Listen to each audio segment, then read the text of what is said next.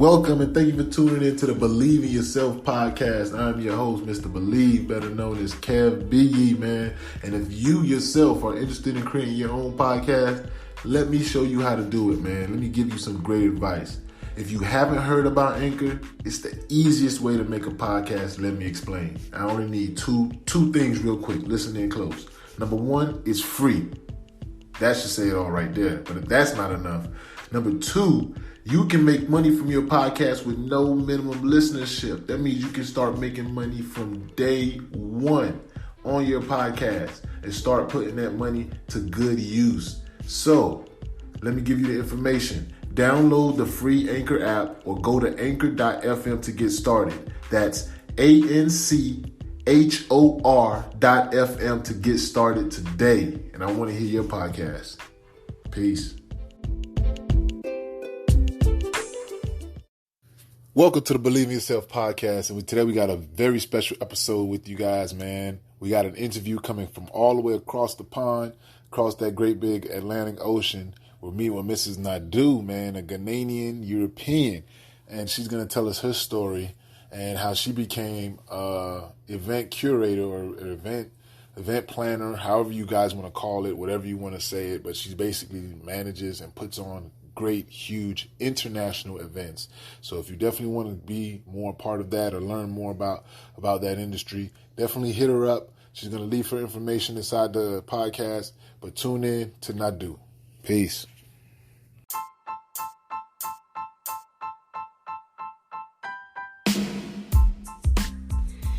Hey, what's going on? I hope you guys enjoying the episode. This is Mr. Believe, and I just want to invite you guys to follow me on IG at KEV as in Victor, B as in boy, IYI. That's at kevbiyi on IG if you want to catch any of these interviews live and in color. See you soon. Welcome to Believe in Yourself podcast. I'm your host, Mr. Believe, better known as kevbiyi. Today,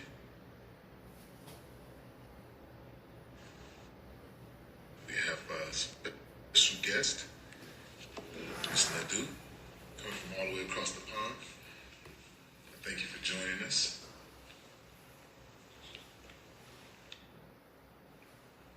And remember, if you guys want to join the Believe in Yourself community, you're going to text BIY to 31996. That's BIY to 31996. Hello. How are you doing? Good afternoon. Yes, good afternoon for me. Good evening for you. Good evening for me. So how's your day been so far? Is it a little hectic over there? Hectic is an understatement. I was just speaking to my students earlier. This week for me has just come so fast. Like, it feels like this week has just been intense. From Monday till now, it's just been non-stop. And I think it's across, like, globally. I think everyone's feeling it. So, yeah, it was a lot. So, just had to squeeze dinner for the family in between, like, 2 Zooms. Wow. Well, at least you got it done. You're a woman, so I know women are capable of doing anything. Men Yes. struggle with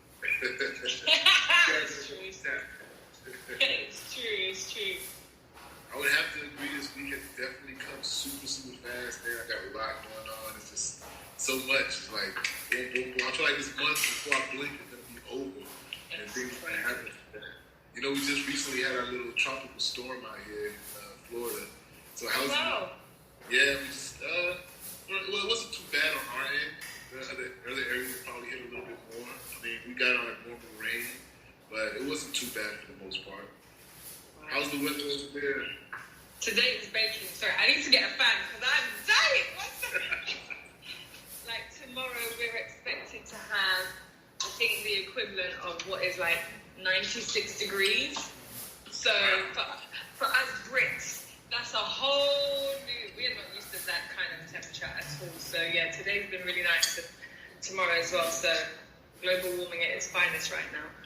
Oh yeah, definitely global warming. I mean, we're used to that weather down here in the summer down in Miami, the 90s, but I'm pretty sure for you guys, where it's usually a little cooler. And rainy. Yeah, definitely something to get used to. So how's the climate over there? I mean, over here, after the whole George Floyd thing, they had all the protests and everything. How has it been over there in London? I know they did a few protests with the BLM as well. How has that been for you guys in bringing the awareness to the injustices? It's been interesting. I think I came over. I was stuck in South Africa for 3 months at the beginning of lockdown, so I came down just kind of as everything has picked up, and it's been interesting to see different movements. And I think now what's happening is people are actually trying to make change. So they're actually listening, and like this week alone, just having new contracts and conversations with people about, okay, we've spoken, we want to do change, and how are we going to do it? Now they're actually thinking about implementing. So things are working. It's powerful to see, and it's nice to feel like, I guess in this time that you're part of a revolution, you're part of a movement where I really feel like some change can be made. So interesting times. Yeah, I definitely feel the same way. Like, in the past, it's always been talking about the injustice, but I feel like now there's been more of a move to actually make something happen and cause a real change. After the whole incident, people have been now talking about it more, been more vocal, and more active. So I feel like I'm living during the time when the change is going to come. Hopefully, I get to see, I mean, we've seen a lot of things this year, so change would be a great outlet at the end of it all. I mean, I heard somebody, I really heard somebody, and they said that this year, they looked at 2020 as like a cocoon year, where like there's just so much things going on, but the people that are focused and really doing whatever work it is that they're doing and focused on that, after this, they're going to be able to see the bloom and the blossom of that, like the flowers that comes from it. I think that's exactly what it is. I like that, the cocoon year. This is our time of growth, so definitely. Yeah, you just can't get too focused on all the chaos, but it's more of a distraction than anything. You can't let that distract you. Yeah. So, you were introduced to me by my most favorite cousin over there in the UK, and she told me you guys do some great things. Yes, I'm also representing Kay's t-shirt. Yes. I end up wearing this on all of my... It's not that I don't have clothes. It's just between this and a few other t-shirts, I always try to wear like those of brands that are represented by us, of people I know that I've supported. So yeah, this has been on a few. Definitely. That's what I'm the way, Mom.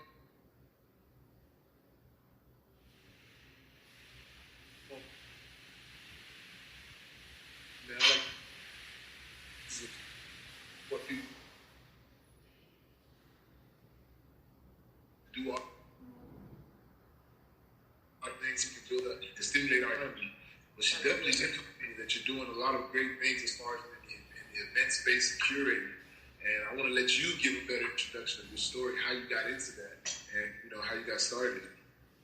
So, gosh, I've been doing events for about 12 years, and over that period of time, I did a lot of work where it was free. I was giving my time, going to places, and just kind of familiarizing myself to get experience.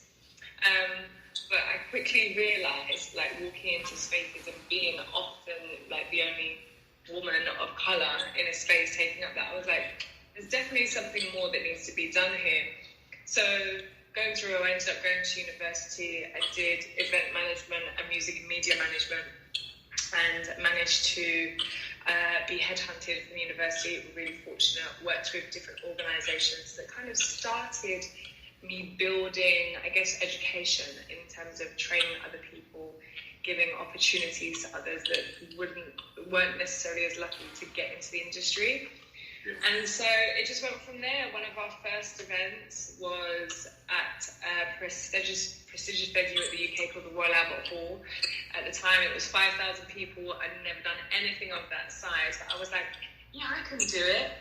Yeah, didn't sleep for 3 months. Was like, oh, what the heck is this? It was absolutely crazy, but it was one of the best events that client ever had. And it was just like, I guess, a catalyst for my career. And so, yeah, after that, ended up the last 4 years, I've been doing a lot of more international work. So in Nigeria, which is how Lisa and I got connected, your cousin. Yes, you Nigerians, who? We Ghanaians, a little bit reserved, but yes, we also are proud. And so we did a lot of events out there. I had launched the club for Two Face. I was involved in Lagos Marathon, the Lauria Buffet. So there's some really cool, powerful events. And it just kind of grew from there. So I've always wanted to go back home effectively and do more for the events industry and our people. So that's kind of the journey I'm on now. Wow.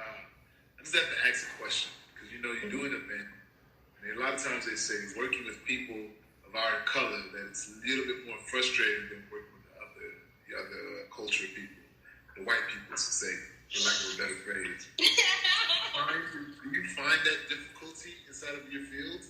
Not at all. I mean, it's so weird because I think anyone you work with, you can have challenges in terms of, just a working relationship. It's like any relationship. People not necessarily, can butt heads on different things. It's just understanding, how people work. Every supplier, majority, and we always aim to, of our suppliers that we work with, vendors, they're all black. So I don't know any different. Obviously, going into spaces and supporting other organizations or brands, and you have, you work in a more predominantly white field, but I love that I get to work with white people all the time. That's and it's great. just smooth. It's just smooth. That's great. That's great. So what are some of the challenges that you did face in this industry where sometimes it can be dominated by men? Because at least down here, I see most event planners are usually men. Those far and few in between. Most of the promoters and event people like that are usually men. So have you found anything like that in the UK? No, that's so great. But majority is women. I think, I guess my age range of like old school, old white boy kind.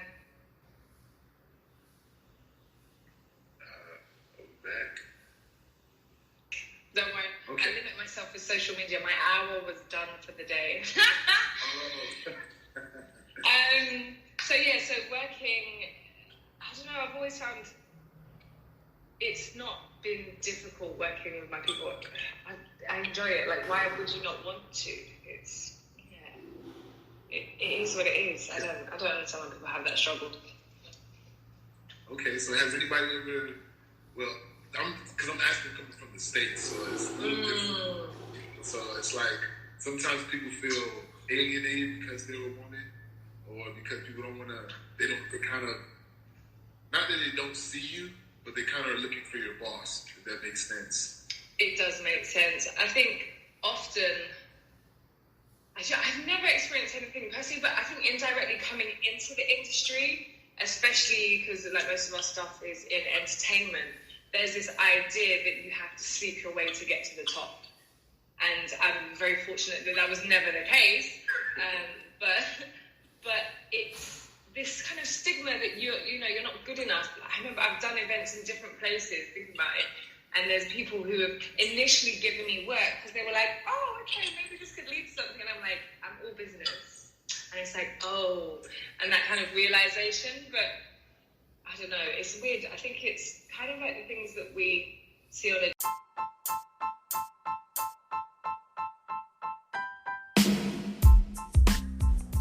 Hey, it's Mr. Believe, and I'm here to tell you about Titan Protective Services, where they protect what matters most to you.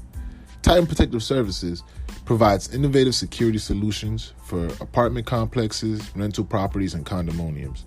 We believe that as a family-run company, we are here to make sure your property is taken care of and protected from vandalism, theft, and destruction. Contact us today for your security needs. Visit www.titanproserv.com today or call us at 844-39-TITAN. That's 844-39-TITAN.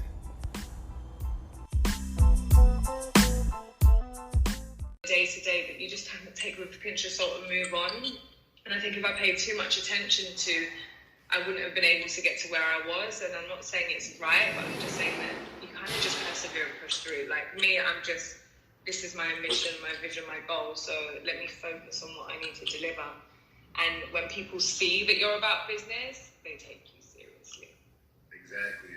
That's a great attitude to have.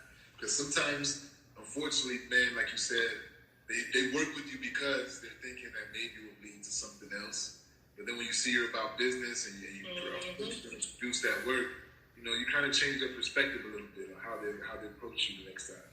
Definitely. So doing events for 12 years, you said one of your first events was a 5,000-seater event. Like that's huge. I'm pretty sure you've had some difficulties and times where you thought like, am I good enough or can I do this? Like, how do you overcome those steps and those challenges when you're facing like something that you feel is bigger than you? You know, you just have to like, sometimes I don't even know if I could ever play you this clip. Best of one of the last events I did in Ghana. I have a clip at the end. I think it was the day after the event, and it's just me crying. Just crying out of sheer exhaustion, like pain, joy, like ecstasy, like it's over. Because sometimes you don't think you can get through it until you are faced with the trials and tribulations of getting through. And I always try to find downtime.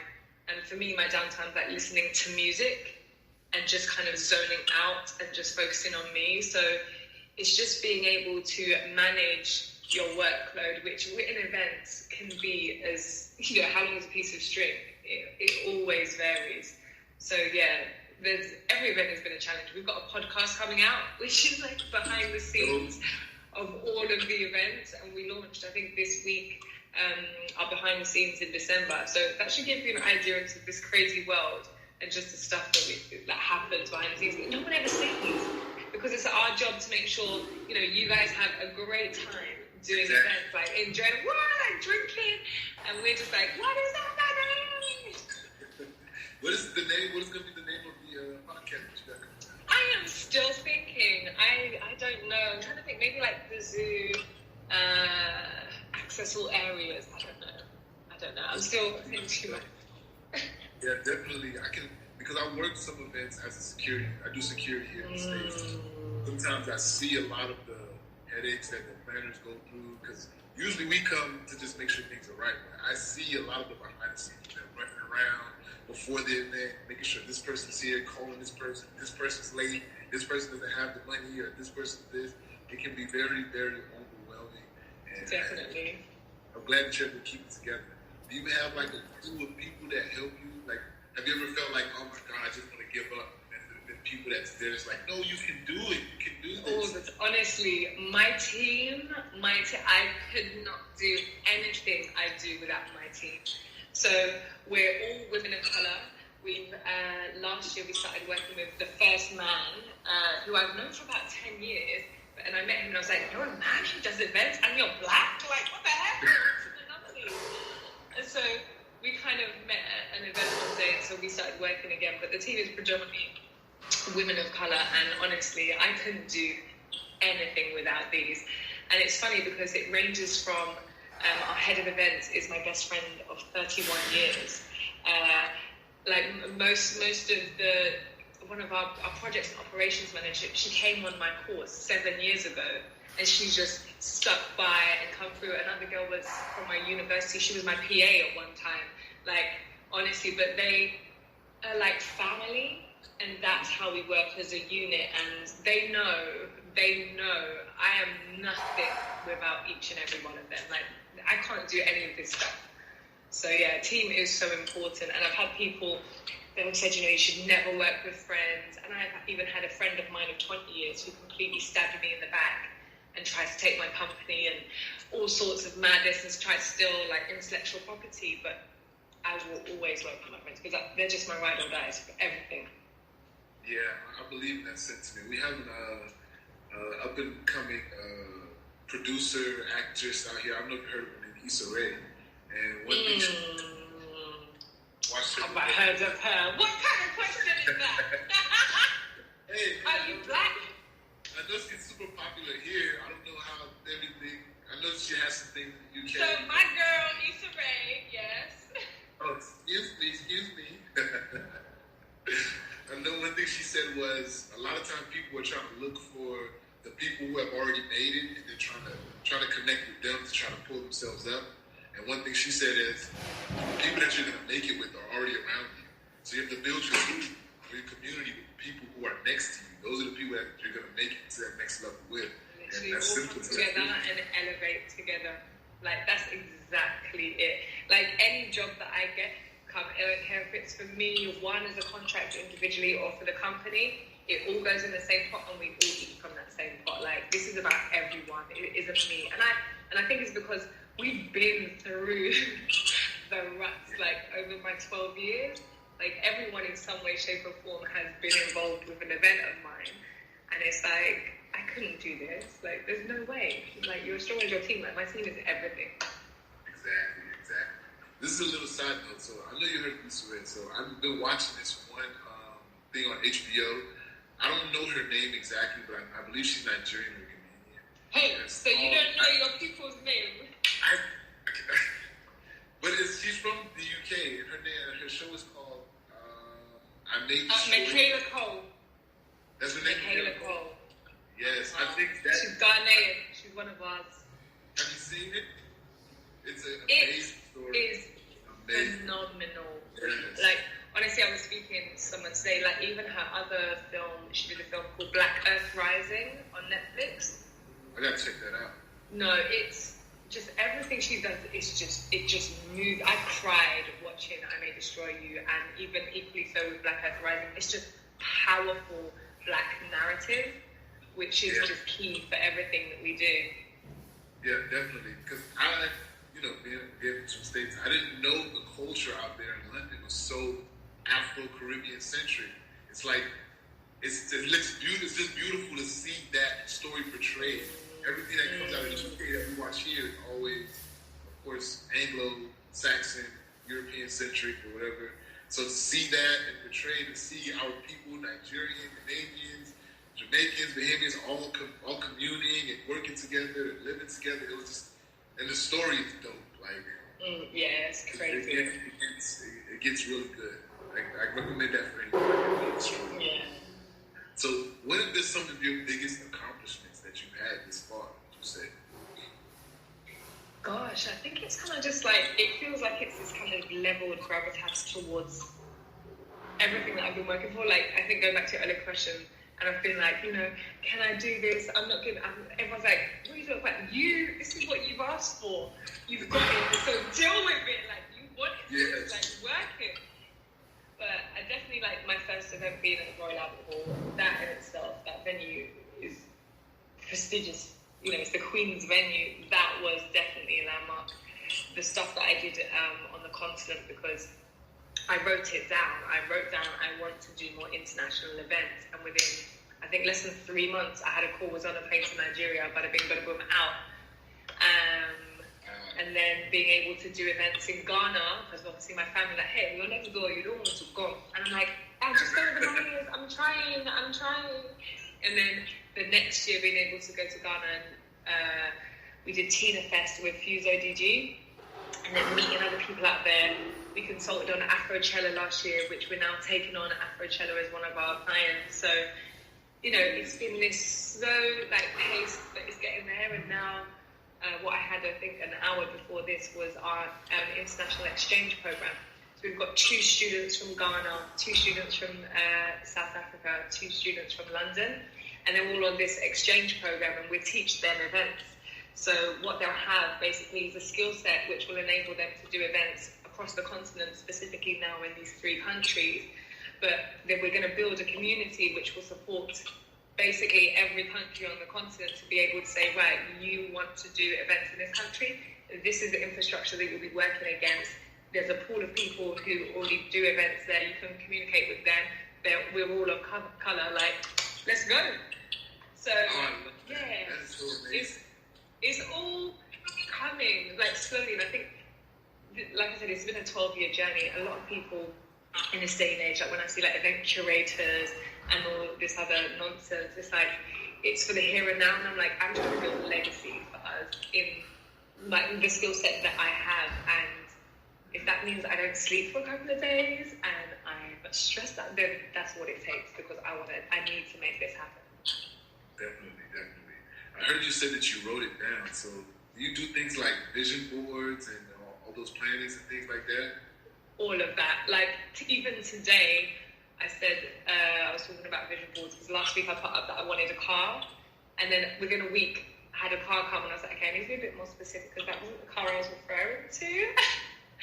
But it's literally about manifestation. So from vision boards to goals lists for the business and personal, I slacked a bit because COVID hit, and normally I do the 1st of January every year. I write it down what I want for the year, but it comes, and I think you have to write things down. You have to manifest what you want in order to just see the goals. So it's just making it visual and looking at it and putting energy into it that will make it happen. That's dope. So you.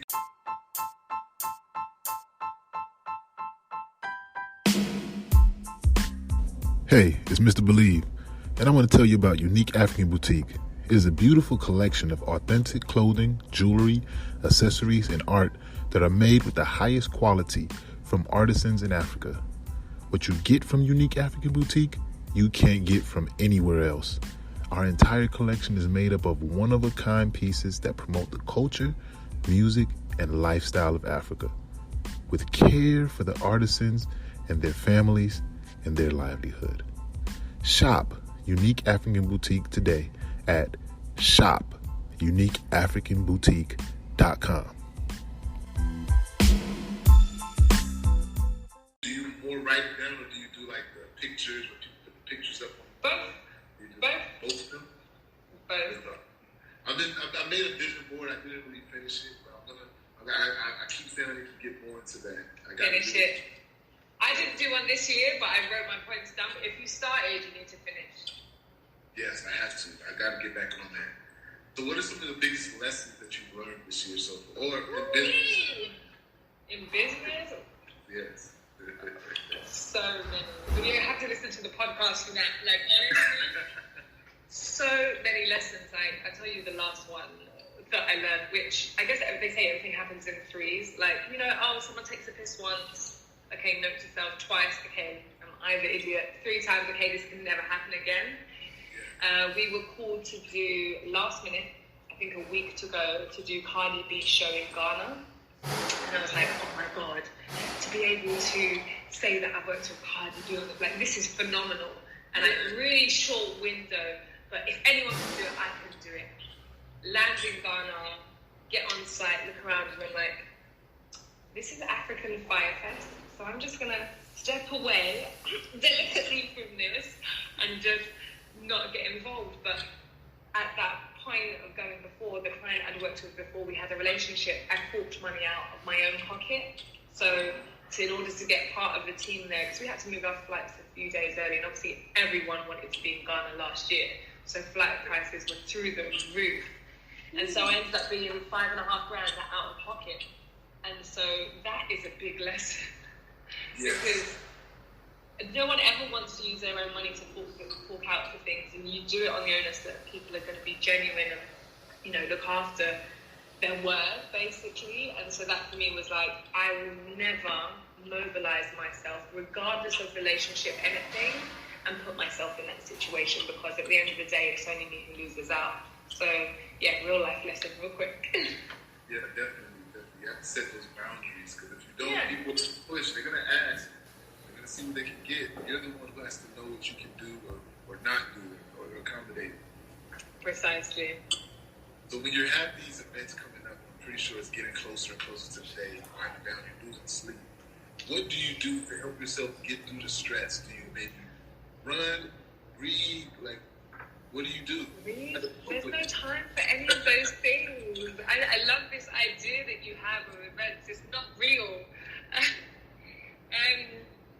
Gosh, I don't even know. Just survive.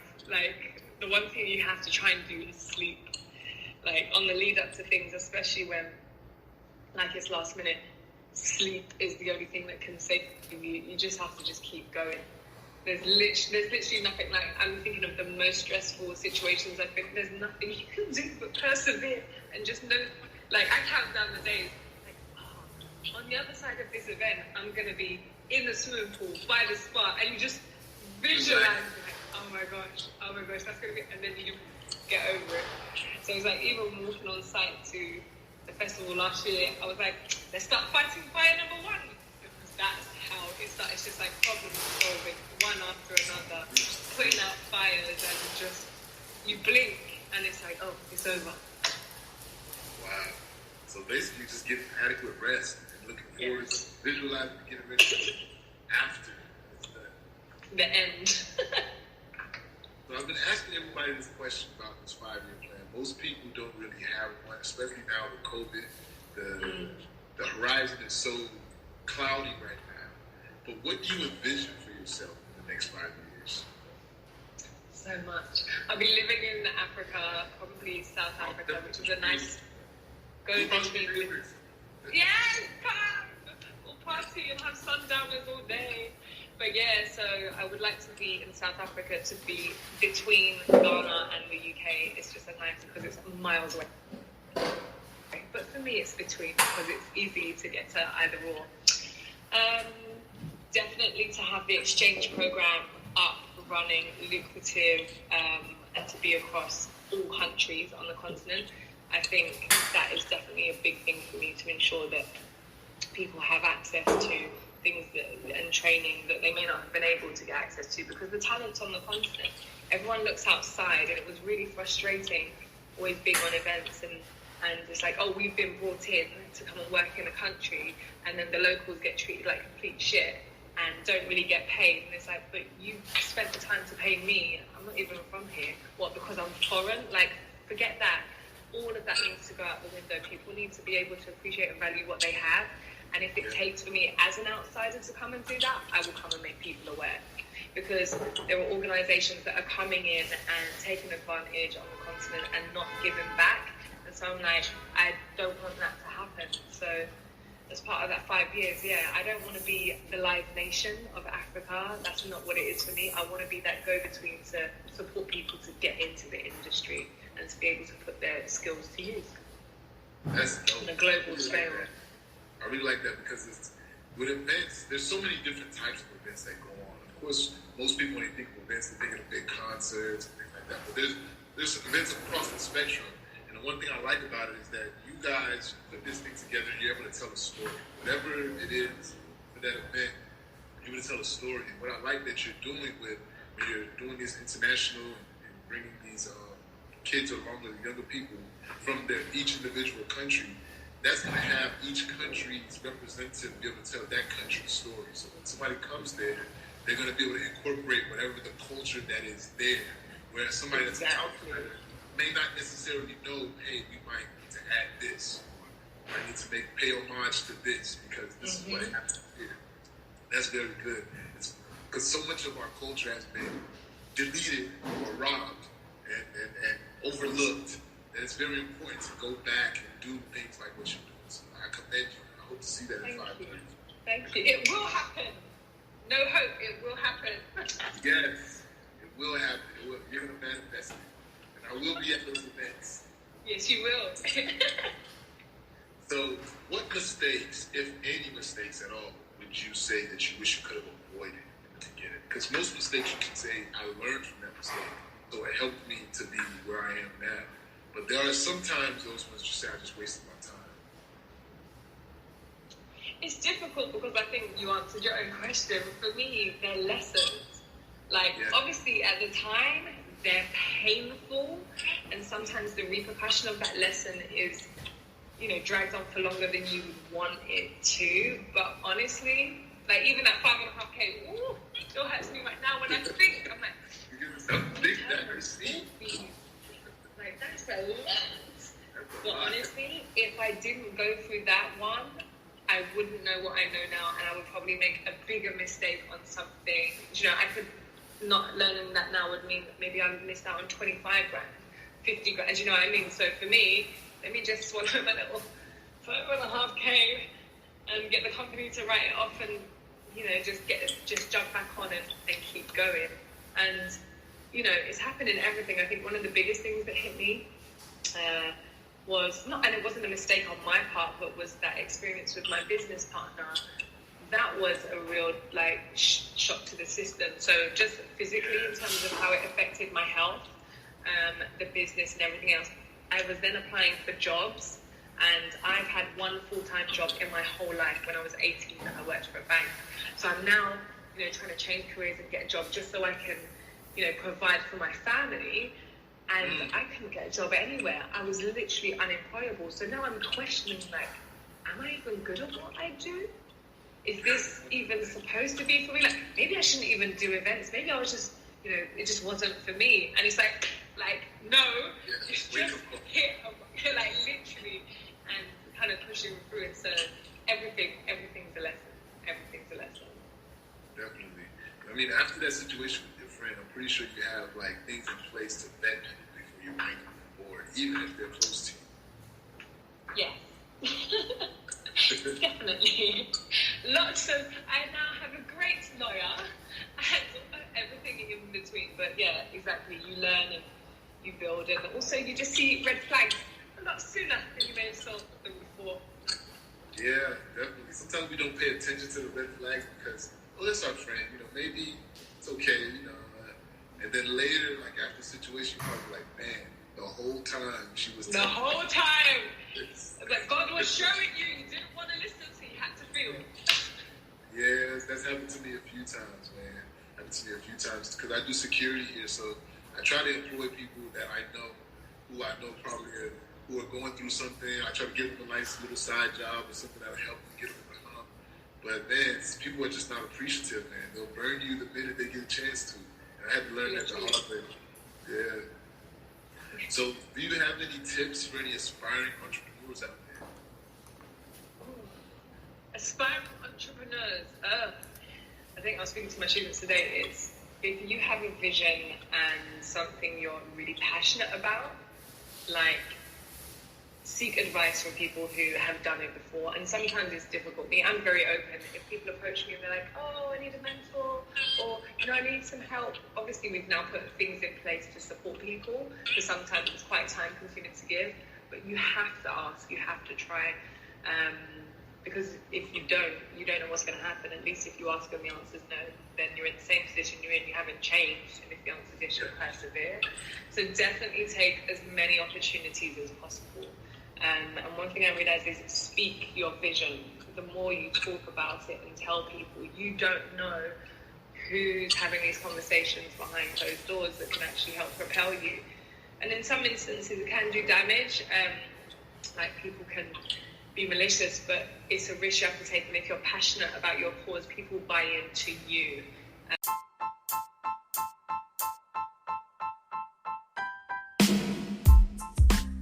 Thank you for tuning in to the Believe in Yourself podcast. Now I'm your host, kevbiyi, and I just want to say thank you to everyone who's been tuning into these episodes. And I pray, and my prayer is that everyone has been getting some type of inspiration, motivation, or even some tips and tricks of the trade that they can use in their everyday journey or lives into entrepreneurship, professionalism, or just downright living. Now, if you want some more from our guests on the show, we're eventually going to be partnering with them and bringing you some special discounted items later on. So if you love these guests and love the things that they have to offer and you would love to support and build the community, all you need to do is text BIY to 31996. That's BIY to 31996. And let's grow this community together. Peace.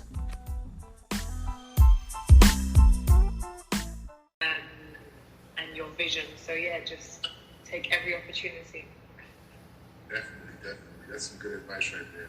So now we're about to get into this final segment where I ask a little bit, also a little bit personal, this or that.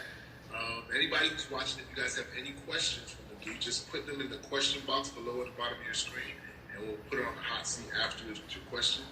And if you guys are interested in joining if you're in the UK, it probably doesn't work the same, but if you're in the States watching, and you want to join the Believe in Yourself community, just text BIY to 31996. That's BIY to 31996. So, which do you prefer? Audiobooks or podcasts? Podcast. So which podcast are you listening to that you would say that you would recommend? There are, actually, you know what, that's a lie. I don't really listen to podcasts or audio books, but podcasts more so. So there's the Receipt podcast, one of my favourite, Blackticulate, whose Stories That Stick. He's my favourite because I guess I like hearing stories and kind of how the narrative goes around things. But as we've been launching our own podcast, I've had to do a bit more listening. So I've got probably 3 podcasts that are now still on my list that I need to listen to, all black, of course. But yeah, those 2 I would say. Yeah, I like podcasts. I mean, I like both of them, but podcasts, you can kind of be like a fly on the wall and listen to the conversation of people and hear how they think and kind of get more insight. Where a book, sometimes, the person who's reading it can make it really dull. It all depends on who's reading that book. It's true, that's very true. It all depends. So what would be your favorite app? Instagram or Facebook?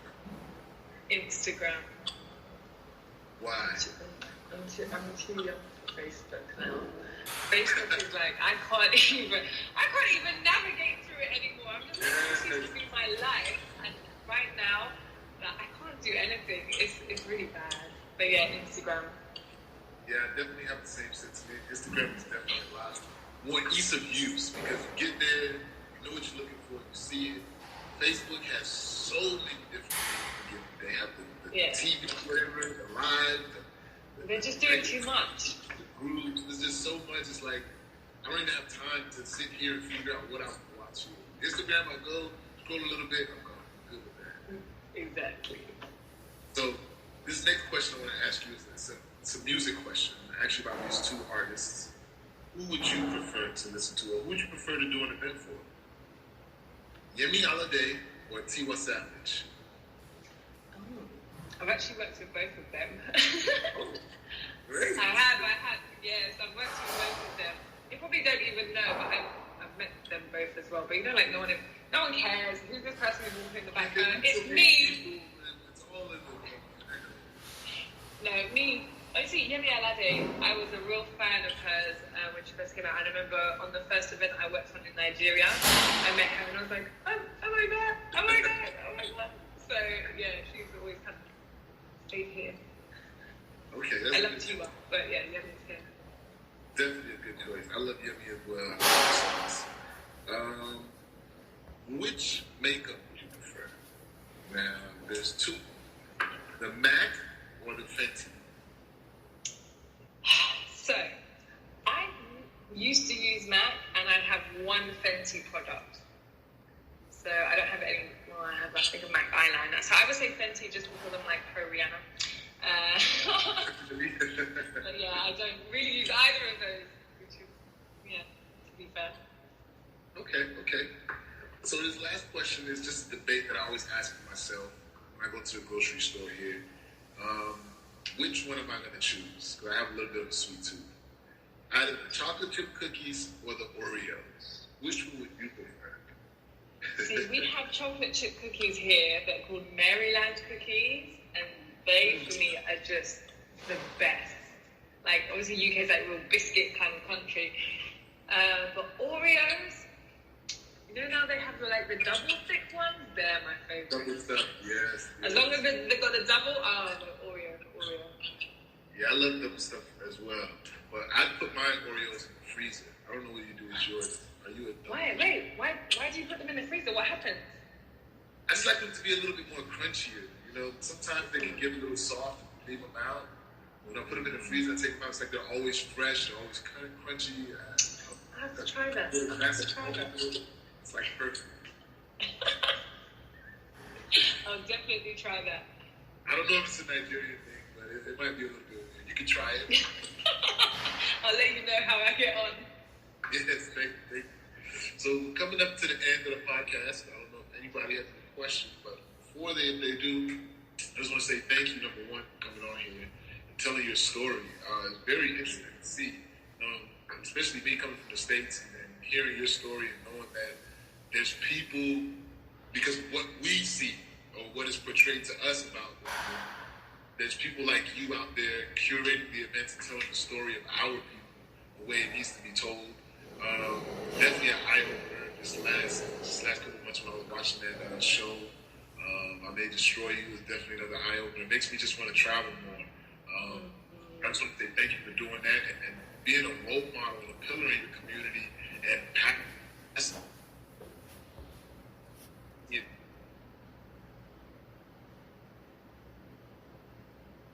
down so that we can see the next generation, especially on our country and on our continent, which we need to make sure we go and invest into that place. So I just want to say thank you for that.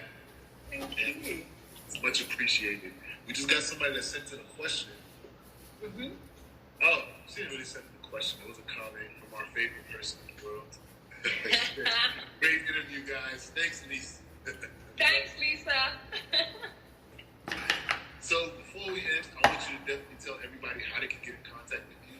I do have some people over here in the States that are of, I believe, Nigerian and Caribbean descent that's trying to do more international events. I know they would love to know how to get in contact with you. So definitely send all your information and how other people get in contact with you. And the other person I will do my best to connect you with, because she's a female as well. So I'm pretty sure she'd fit right in. Oh, definitely. Well, best thing is socials at the Zoo XYZ across every platform.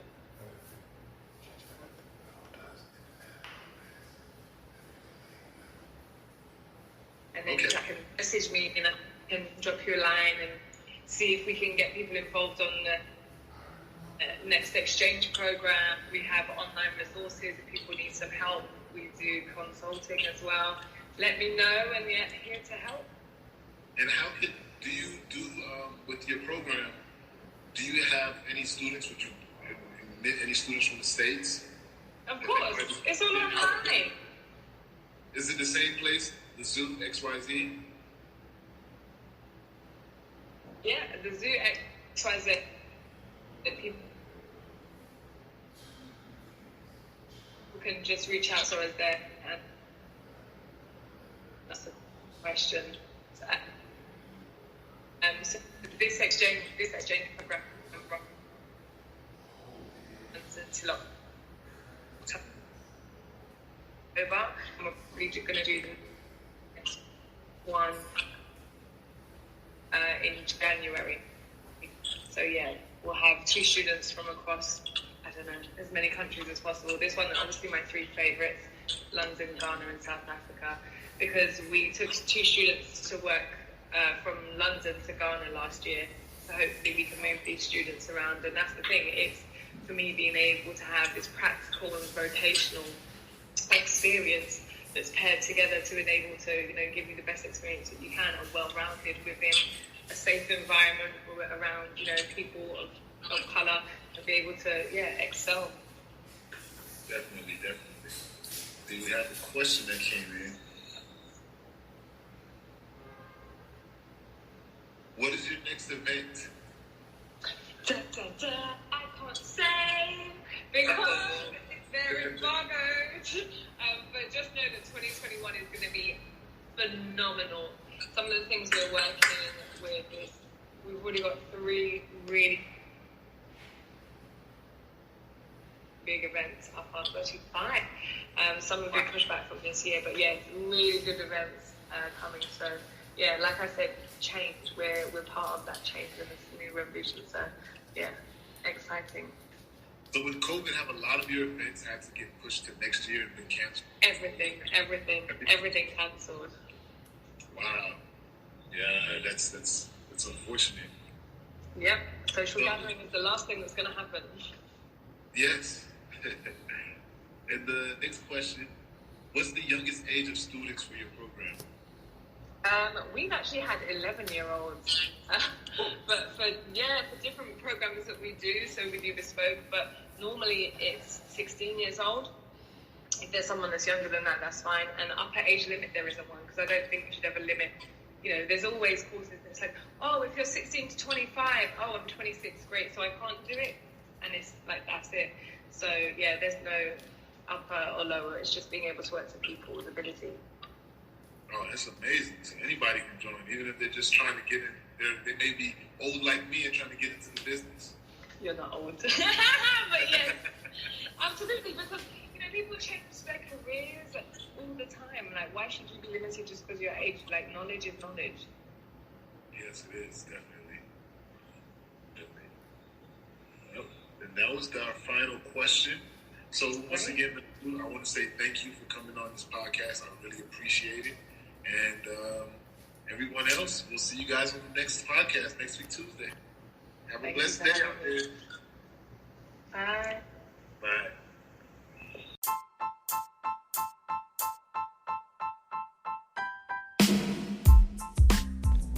This show is brought to you by Believe in Yourself. Don't forget to visit IBelieveInMeInc.com. That's IBelieveInMeInc.com for all your BIY swag. That's I Believe in Me Inc. for all your BIY swag. And we'll see you on the next episode.